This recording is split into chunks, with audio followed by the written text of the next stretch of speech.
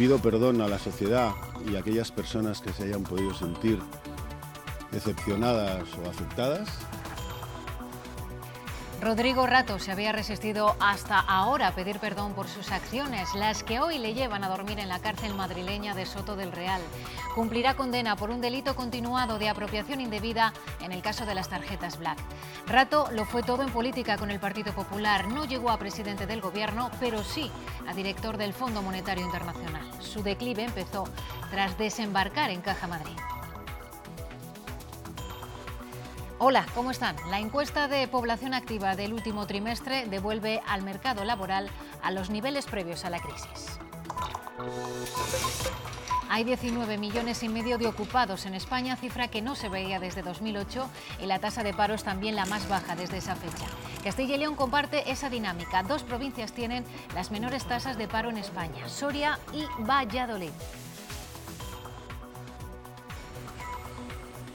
El Supremo sentará en el banquillo por rebelión a Oriol Junqueras y a otros 17 políticos independentistas.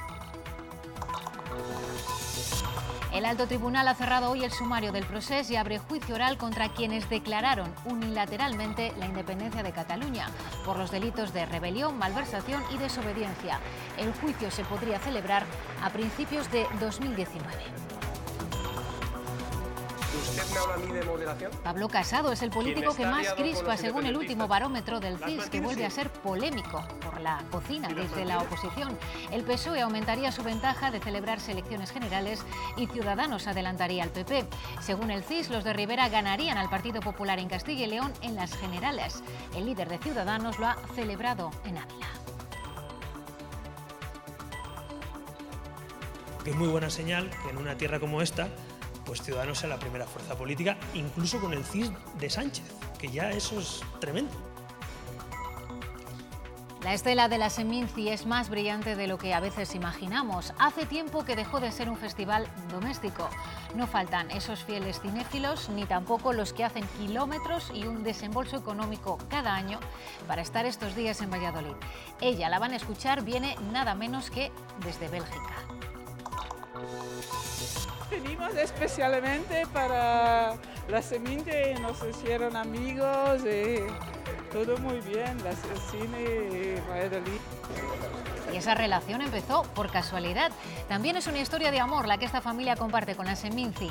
Ven, disfrutan y comentan las proyecciones en grupo. Así viven esta semana, entregados a una pasión que les sienta expectantes de la gran pantalla. Se acabó lo bueno. Hoy, último día de temperaturas agradables. Mañana comienzan a bajar los termómetros, aunque todavía los valores se aproximarán a los 20 grados. Las nubes altas de primeras horas comenzarán a engordar por la tarde. Dejarán lluvias en muchas zonas de nuestra comunidad.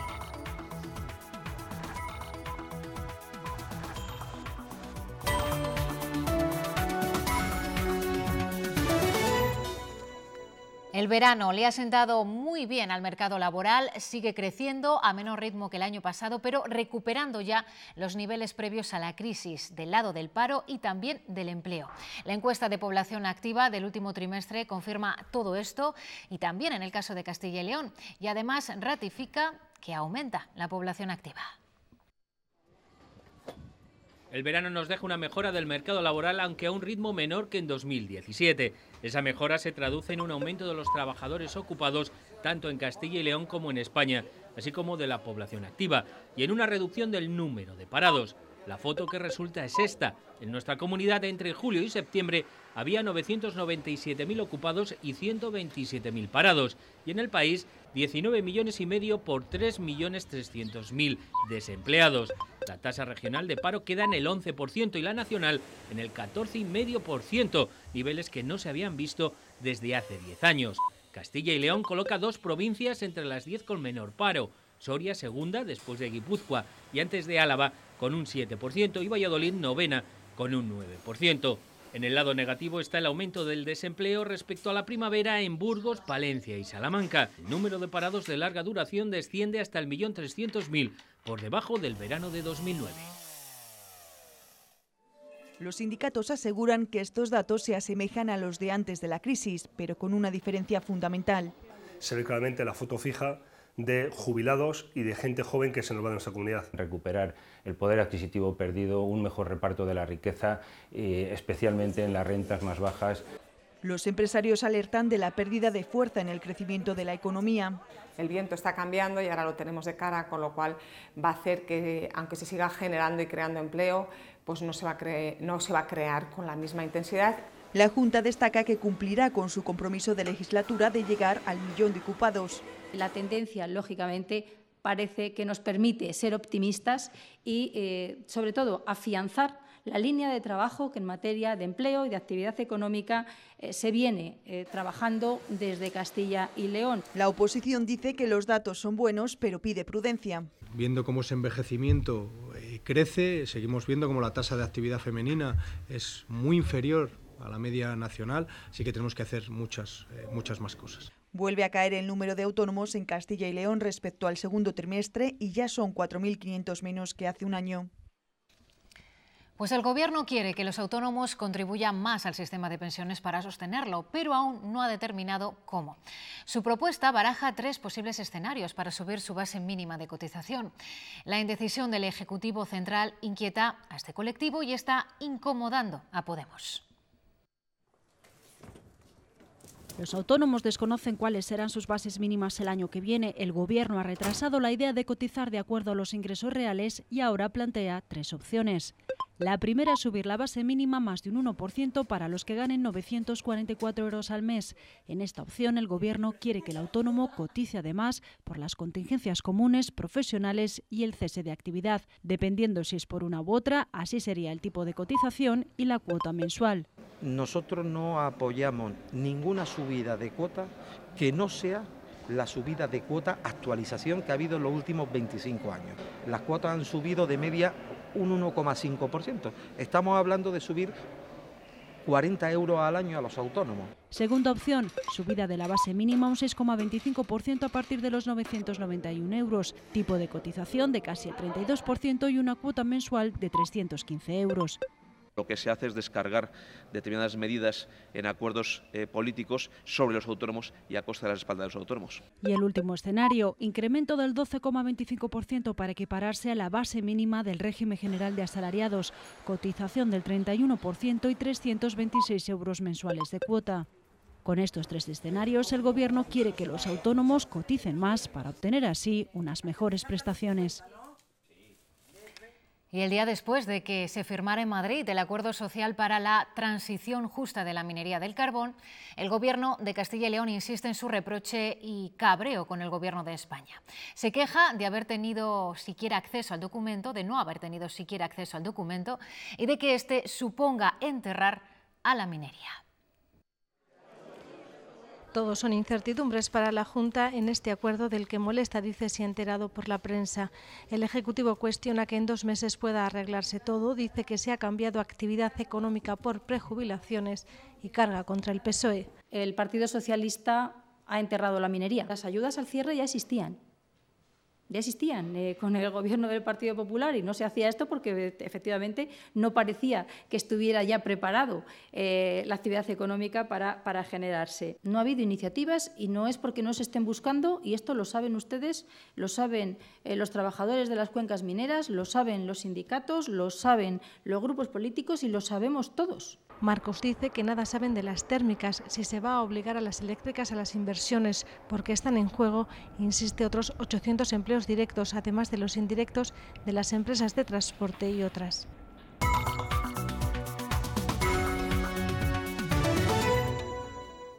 Rodrigo Rato está desde esta mañana en la cárcel madrileña de Soto del Real. Ha ingresado pasada la 1 de la tarde para cumplir la condena de 4 años y medio que pesa sobre él por apropiación indebida continuada en el caso de las tarjetas Black.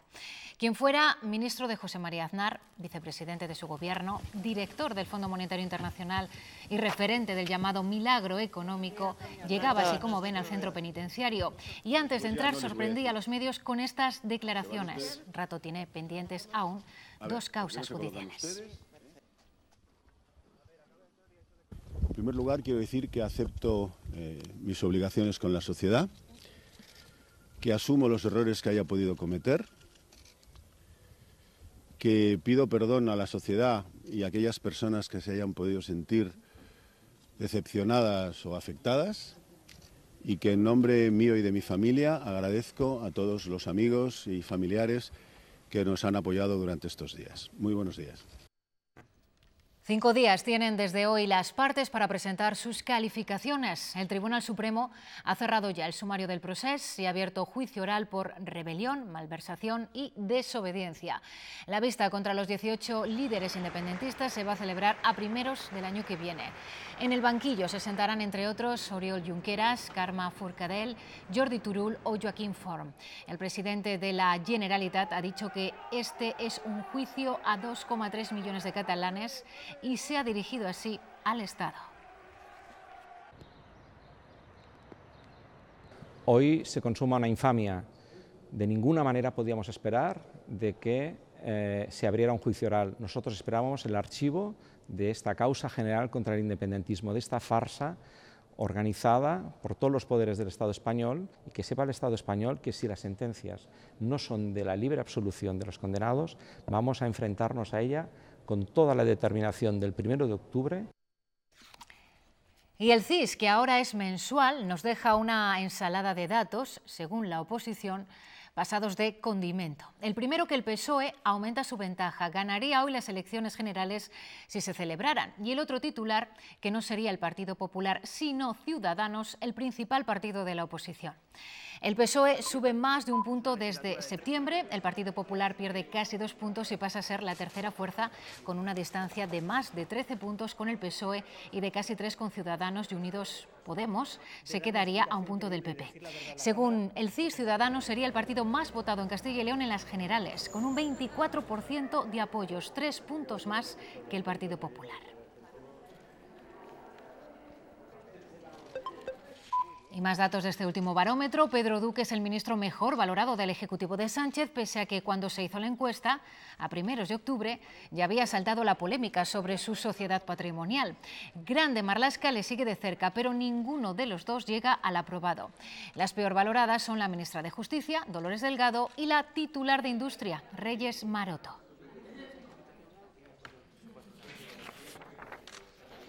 Pues bien, las reacciones ante estos datos han sido prácticamente inmediatas, especialmente porque esta encuesta se hizo después de que dimitiera la ministra de Sanidad y en plena polémica sobre la tesis de Pedro Sánchez.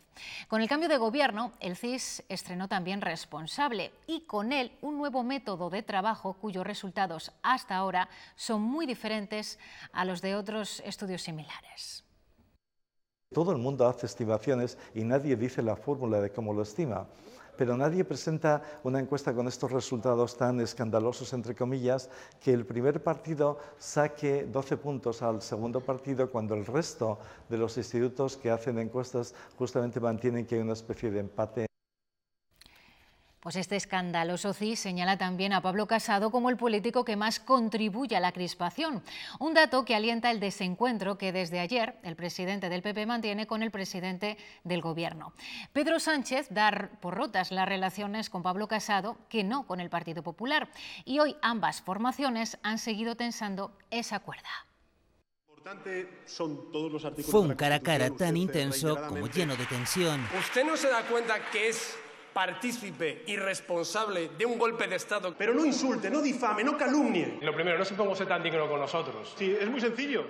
Diga, me he equivocado, lo siento. Pero Pablo Casado no se disculpó y este jueves tampoco lo ha hecho. El debate de ayer fue meridianamente claro.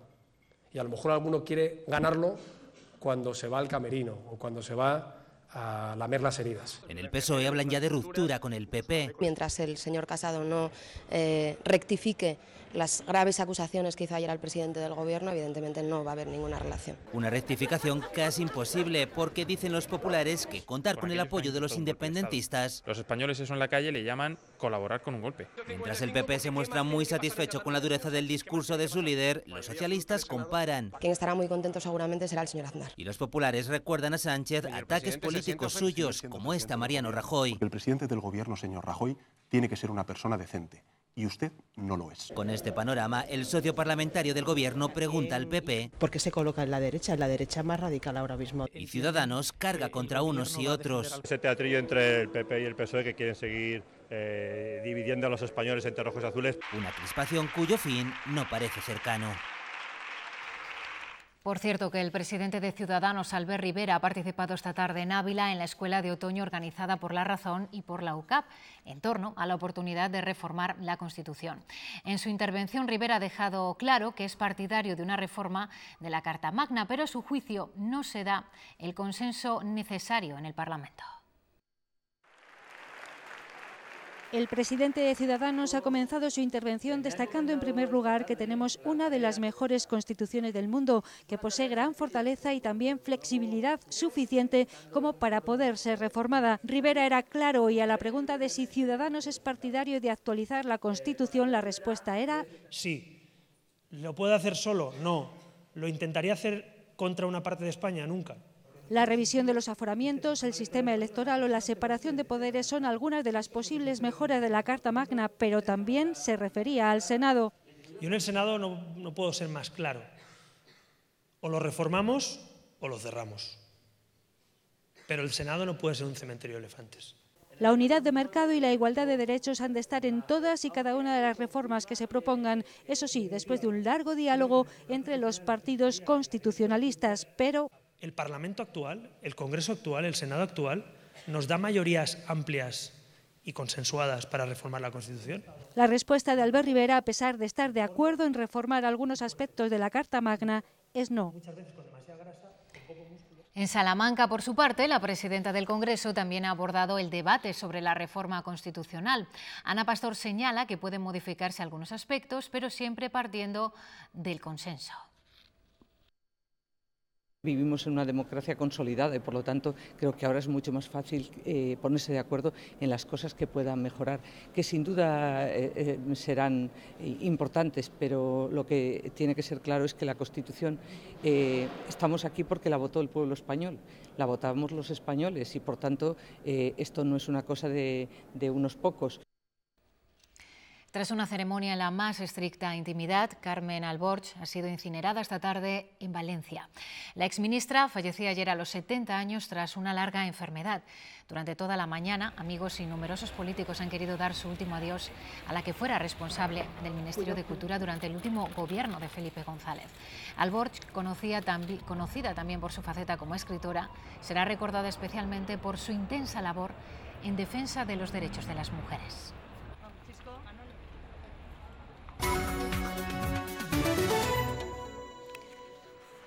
Un hombre de 57 años ha muerto esta tarde en un accidente laboral ocurrido en la localidad vallisoletana de Mojados. El suceso se ha producido en esta empresa, Mármoles Lara, y el fallecido es uno de los 4 hermanos que tienen el negocio. Su fallecimiento se ha producido al quedar atrapado por una piedra de grandes dimensiones. Hace año y medio, un accidente similar acabó con la vida de un trabajador en otra empresa dedicada al sector del mármol en el municipio vallisoletano de Peñafiel. Cuidador familiar o profesional. Castilla y León ha apostado por este último y eso supone que la ayuda que recibe el dependiente sea mucho menor de la que percibe en otras comunidades, como Madrid.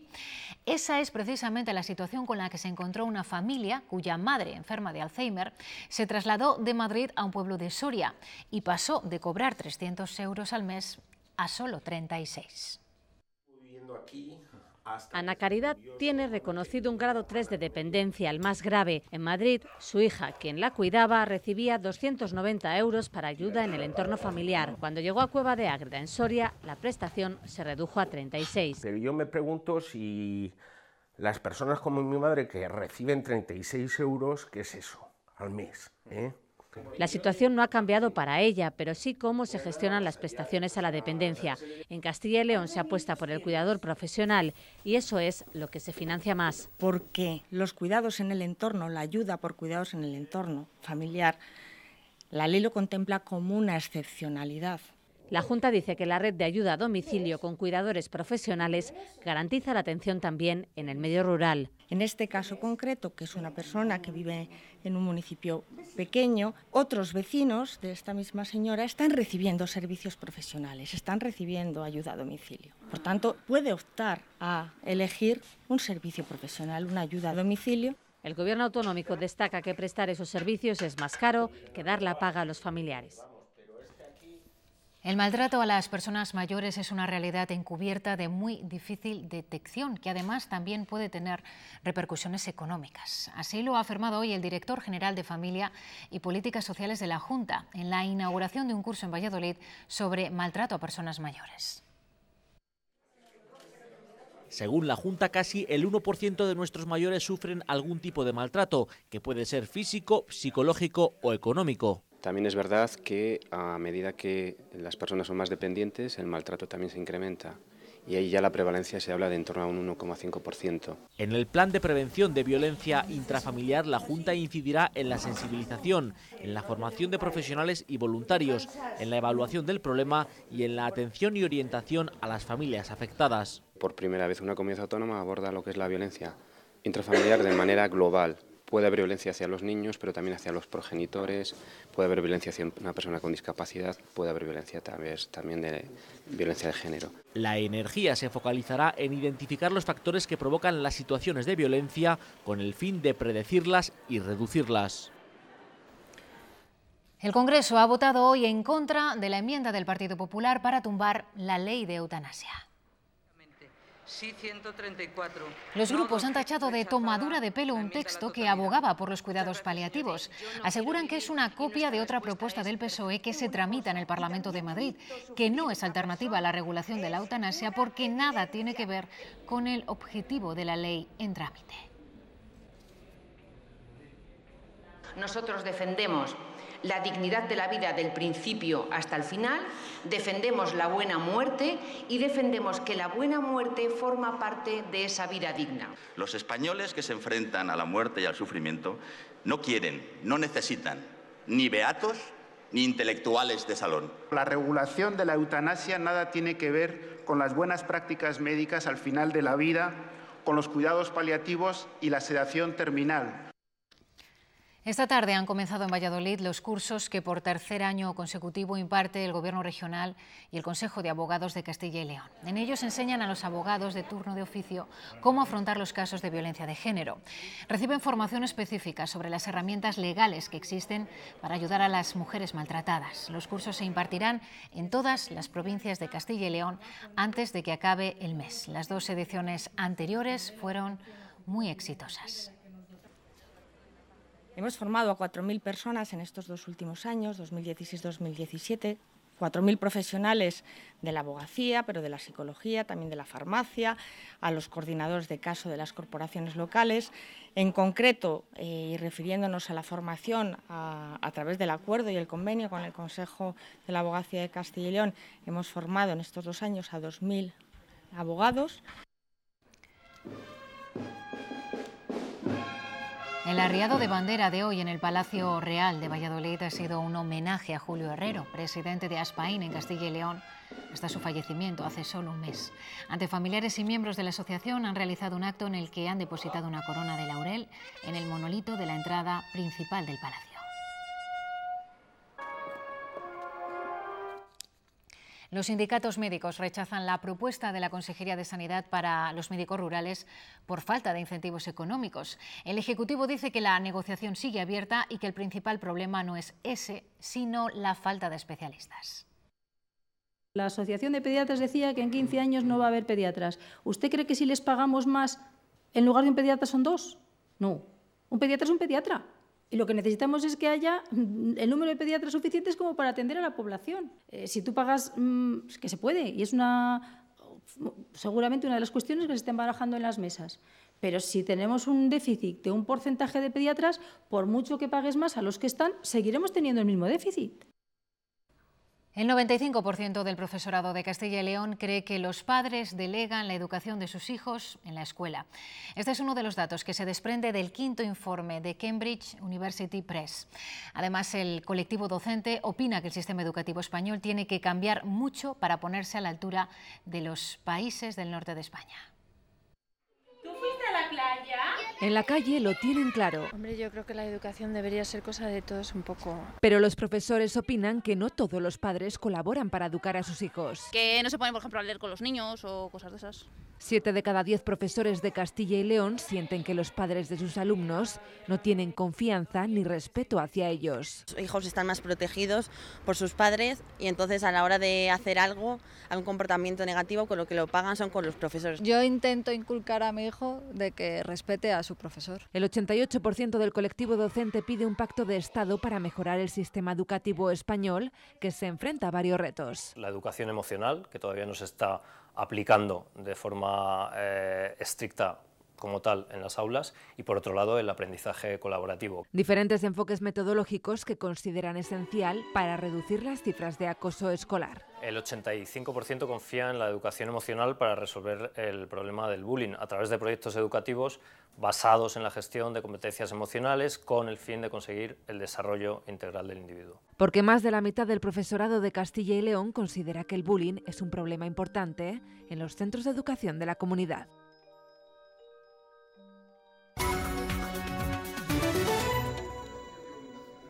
En enero comenzarán a funcionar la Escuela Nacional de Industrias Lácteas de Zamora, una iniciativa impulsada por Zamora 10 y que cuenta con el apoyo del Ayuntamiento, la Diputación y la Junta, y también la colaboración de la Universidad de Salamanca, donde se impartirá el máster en Gestión y Dirección de Industrias Lácteas.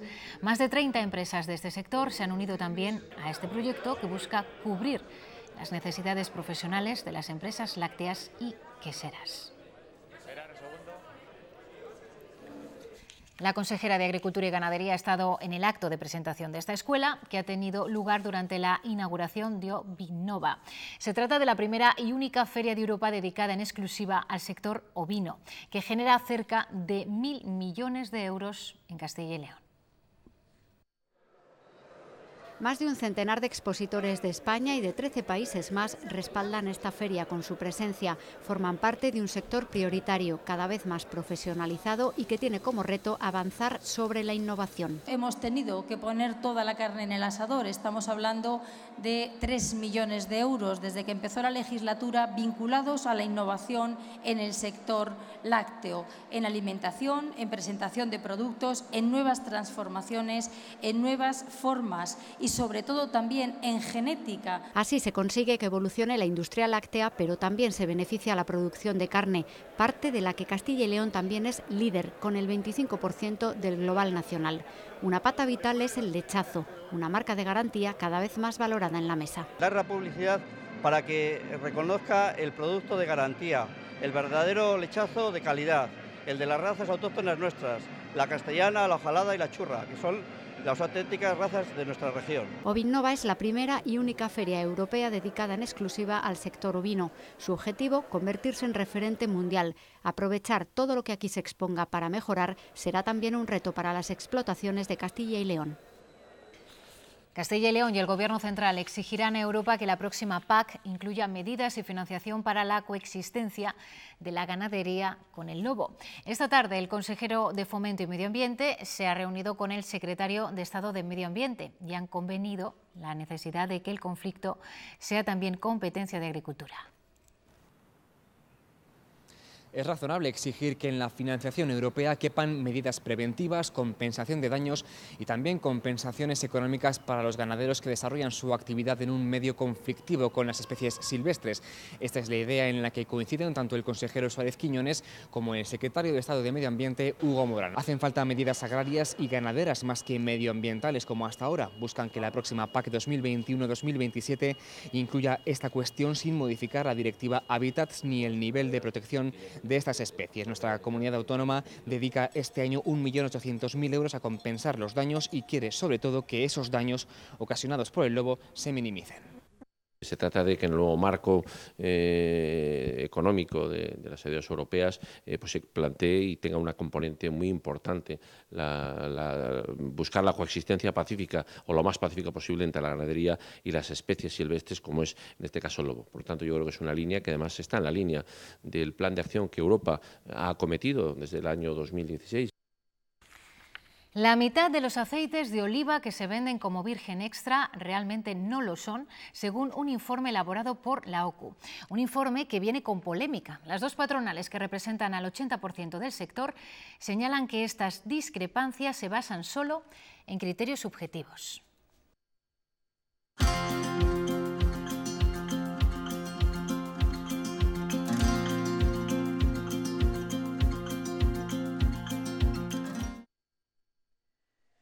La mitad del aceite virgen extra que vemos en las estanterías de los supermercados es virgen, pero no extra.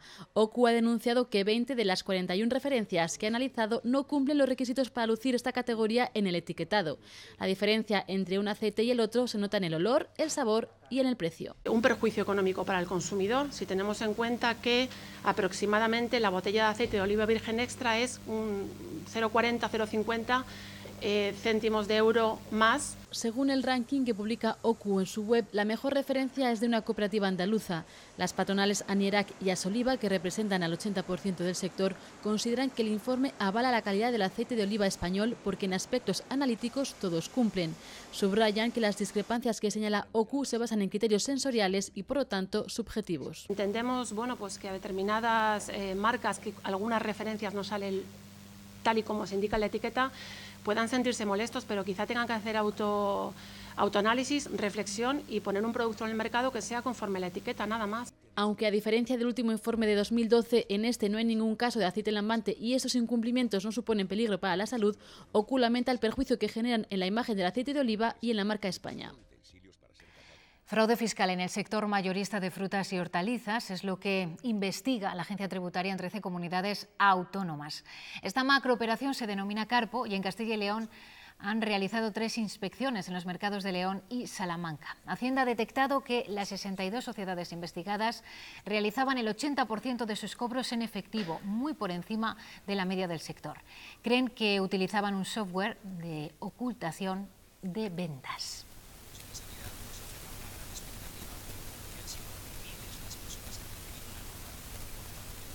El Tribunal Supremo ha pedido hoy perdón por el caos que se ha creado en torno a la sentencia de las hipotecas. Lesmes pide perdón, pero elude hablar de dimisiones. Sí desliza en sus palabras que el Supremo mantendrá la nueva jurisprudencia a favor del cliente. De hecho, el Gobierno de Castilla y León trabaja ya con el escenario de tener que devolver 120 millones de euros. El Supremo abre sus puertas al público en medio de la mayor crisis de credibilidad en su etapa democrática. Tanto es así que a su presidente no le ha quedado otra. Pedimos disculpas a aquellos ciudadanos que se hayan podido sentir perjudicados por esta deficiente gestión de este asunto. Que pedir perdón y aclarar que no ha habido presiones de los bancos tras su polémica sentencia de las hipotecas. Yo no recibí ninguna llamada de ninguna entidad bancaria alertándome de riesgos sistémicos. Sí que ha habido más que tensiones en la cúspide de la justicia española, a juzgar por sus palabras. Lesmes descarga tácitamente las responsabilidades de este embrollo en el presidente de la sala que emitió la sentencia, la de lo contencioso administrativo, el juez Luis Díez Picazo. Dice que no quiso emitir una nota aclaratoria como él le sugirió y que optó por elevar el asunto al Pleno. La convocatoria del Pleno sí ha generado desconfianza, a mi juicio, indebidamente. Porque, aclara Lesmes, se ha generado la percepción errónea de que se va a revisar la nueva jurisprudencia. Esta percepción, que no se ajusta a la realidad, el Pleno de la Sala Tercera es absolutamente soberano. A la espera de que el Pleno se pronuncie el 5 de noviembre, la banca ya se pone la venda. Esta situación, que desde luego es insólita, pues es una situación en la que todas las partes perdemos. Mientras comunidades como Castilla y León se preparan para un escenario favorable al cliente con 4 años de retroactividad, que obligaría a devolver 120 millones de euros, dinero que la Hacienda Autonómica intentará liquidar antes a los bancos.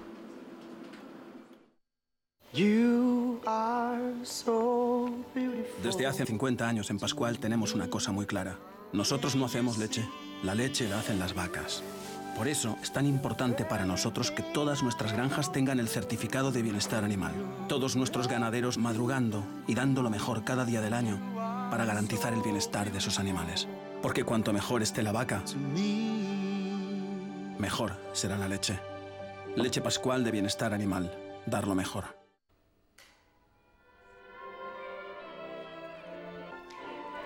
Hoy en Segovia han estado de fiesta, han celebrado el Día de su patrón en una benévola jornada otoñal en la que la música ha sido la gran protagonista, aunque con muchas otras actividades en honor a San Frutos.